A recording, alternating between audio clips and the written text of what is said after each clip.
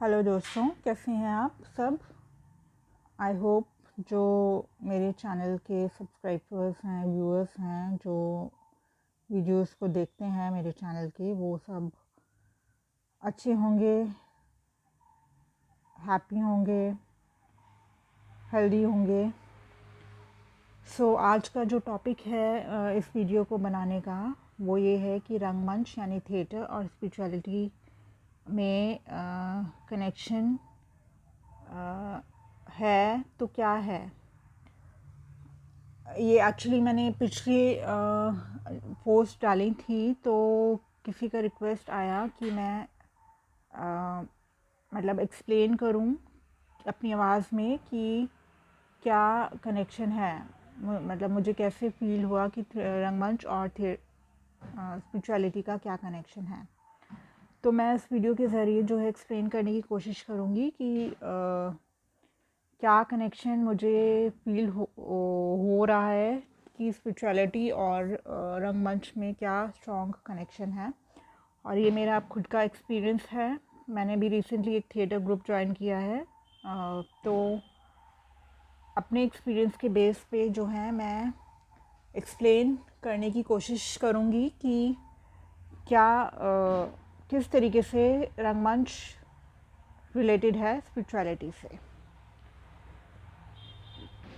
तो सबसे पहले तो अगर हम रंगमंच वर्ड को लें तो ये दो वर्ड्स में हम इसको डिवाइड करें तो रंग और मंच निकलता है। और रंग का मतलब है घुल मिल जाना, मंच का मतलब है स्टेज। तो इसका सीधा सीधा मतलब ये हुआ कि मंच पे घुल मिल जाना, मतलब जो मंच पे घटित हो रहा है उसमें घुल मिल जाना। अब ये जो थिएटर प्ले के जो एक्टर्स होते हैं, जो रोल प्ले कर रहे होते हैं, ये उनके लिए भी लागू होता है, क्योंकि वो एक जब रोल प्ले कर रहे होते हैं तो वो एक कैरेक्टर में होते हैं और वो अपनी जो उनकी रियल पर्सनालिटी है उसको वो भुला चुके होते हैं, और उसी जो करेक्टर वो प्ले कर रहे होते हैं वो उसी में घुले हुए होते हैं। और सेम चीज़ ऑडियंस के लिए भी अप्लाई होती है, जो प्ले देख रहे होते हैं, कि वो उनका माइंड, उनका ध्यान जो है वो सिर्फ एक्टर्स को और स्टेज पे जो भी सेट वगैरह लगा होता है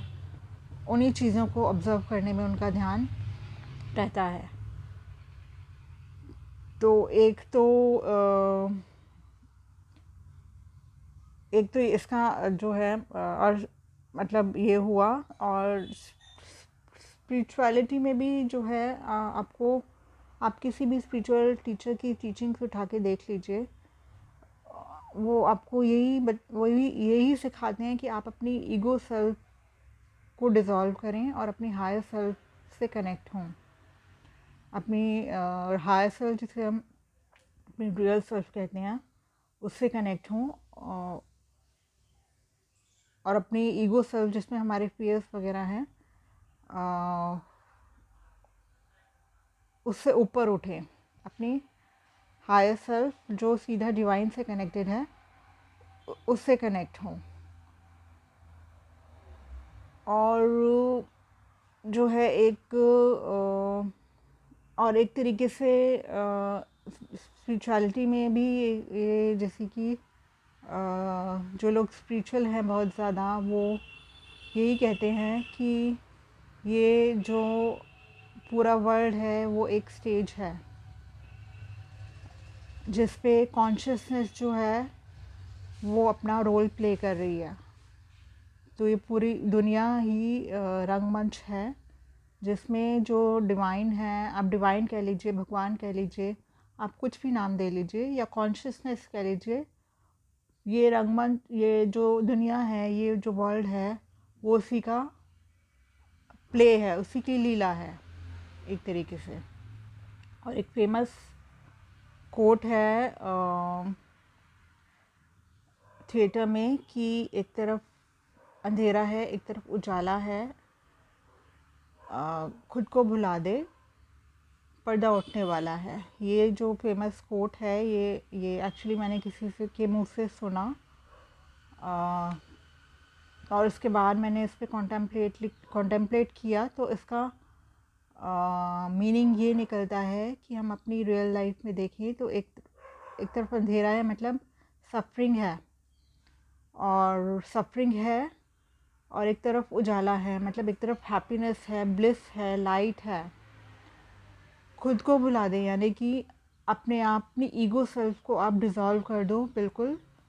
और ईगो सेल्फ डिज़ोल्व होगी तो ही आप का असेंशन होगा, तो ही आप जो है डिवाइन में मर्ज हो सकते हैं। पर्दा उठने वाला है, यानी कि पर्दे का मतलब है यहाँ पे इल्यूजन। और इल्यूजन खुद को भुला दे, पर्दा उठने वाला है। इसका मतलब ये कि आप जब तक आप अपनी ईगो सेल्फ को डिज़ोल्व नहीं करेंगे तब तक आप जो ये इल्यूजन है, जो सफरिंग, जो इल्यूजन है, वो आपको, मतलब आप अपनी सफरिंग में ही उलझे रहेंगे। आपको रियल ट्रुथ, मतलब भगवान क्या है या ईश्वर क्या है, डिवाइन क्या है, आपको वो जो ट्रुथ है, जो अल्टीमेट ट्रुथ है स्पिरिचुअलिटी का, वो नज़र नहीं आएगा। मतलब वो नज़र तभी आएगा जब आप अपने ईगो को, अपने फियर्स को, अपने जो आप आइडेंटिफाई करते हैं मटेरियलिस्टिक थिंग्स से, आप उसको पूरी तरह से डिसॉल्व करेंगे। तभी जो है जो ये सारी लीला हो रही है भगवान की, ये इस दुनिया में, इस वर्ल्ड में, तो ही आप समझ पाएंगे कि ये जो सारी सफरिंग है, ये जो सब कुछ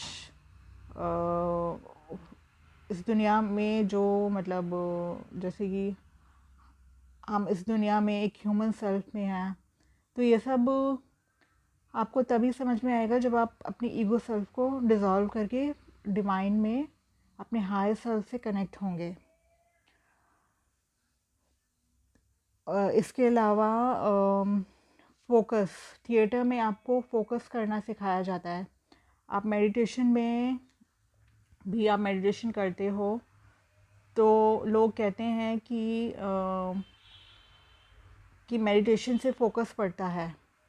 तो सेम चीज़ थिएटर में जो एक्टिविटीज़ कराई जाती हैं, वो भी सेम चीज़ कराते हैं कि फोकस, कि आपका जो फोकस है, आपका जो माइंड का फोकस है, वो इम्प्रूव हो। क्योंकि थिएटर में भी जो सबसे इम्पॉर्टेंट चीज़ है वो फोकस है। स्टेज पे फोकस्ड रहना बहुत ज़रूरी है। एंड इसके अलावा जो है, जैसे कि स्पिरिचुअलिटी में, जैसे कि हम स्पिरिचुअली इवॉल्व होते हैं तो हम डिटैच होते जाते हैं। मतलब हमें डिटैचमेंट आना बहुत ज़रूरी है। अगर हमें स्पिरिचुअली ग्रो करना है तो डिटैचमेंट आना बहुत ज़रूरी है। सेम चीज़ आपको थिएटर में भी, एक तरीके से थिएटर भी यही रोल प्ले कर रहा है कि आप डिटैच हों चीज़ों से। क्योंकि थिएटर में, थिएटर क्लास में ऐसी एक्टिविटीज़ कराई जाती हैं कि आपको कुछ भी पर्सनल नहीं लेना है। मतलब आपको डिटैचमेंट की मोड पे रहना है। और सेम चीज़ स्पिरिचुअलिटी में भी है कि आपको डिटैच रहना है, आपको न्यूट्रल रहना है, आपको बैलेंस्ड रहना है। एंड इसके अलावा जो है, इसके अलावा थिएटर में जब आप थिएटर क्लास अगर कोई ज्वाइन करते हो तो उसमें जो है आपको पता लगेगा कि आपके अंदर फियर्स कौन कौन से हैं। हमें कई बार लगता है कि हम फियरलेस हो गए हैं, बट जो है थिएटर क्लास में ऐसी ऐसी एक्टिविटीज़ कराई जाती हैं, ऐसी ऐसी सिचुएशंस दी जाती हैं कि तब आपको रियलाइज़ होगा कि नहीं, अभी हम पूरी तरीके से फियरलेस नहीं हैं। तो स्पिरिचुअलिटी में भी जो है, मतलब आपको अपने फियर्स रिलीज़ करने हैं, अपनी हीलिंग करनी है, अब तभी ग्रोथ हो सकती है। सेम चीज़ थिएटर में भी है कि आपको ट्रस्ट करना है, अपने फियर्स के ऊपर काम करना है। अपने फियर्स को दूर करना है। एंड इसके अलावा जो है थिएटर क्लास में मतलब ऐसी एक्टिविटीज़ आपको कराई जाती